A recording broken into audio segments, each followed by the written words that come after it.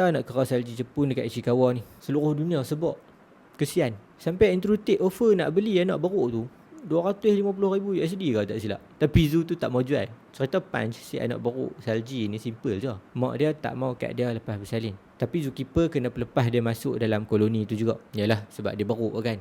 Hanya jauh hari beruk yang mengenal manikam beruk. Tapi koloni tu bully dia sebab dia tak ada pelindung.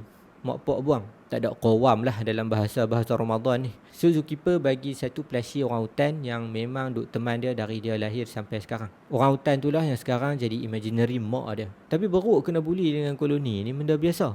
2008 bisa jadi benda sama kak.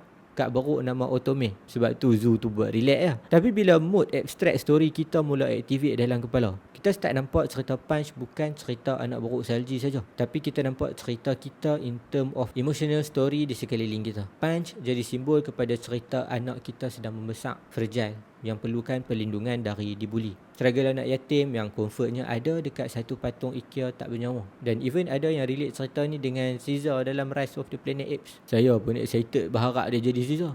Terajang balik mana-mana beruk yang duk bully dia tu. So dari semudah-mudah simbol segitiga dan bulat, sampailah ke simbol perpaduan dunia which is seekor anak beruk yang mengikat dan menghubungkan kita sesama manusia dengan alam beruk di Ichikawa ke dunia ikan ruan di Pida 3 ke, hatta sampai ke anak yatim yang berkebuluran di Gaza yang bukan pegang patung tak bernyawa, tapi pegang jenazah mak pak yang dah kena bom. Sebenarnya adalah simbol dalam kepala yang terbentuk dalam abstrak cerita yang kita dah hadap berhari-hari selama berpuluh tahun kita hidup. So mungkin ni boleh juga jadi sebab kenapa kita kena buat baik dengan orang lain lah kot kan. Supaya kita ni duduk dalam geng orang baik-baik dalam plot cerita 33 bilion manusia lain dalam dunia ni. Bila dia pun nak cerita dekat depan Tuhan nanti, benda baik-baik jugalah yang dia cerita pasal kita.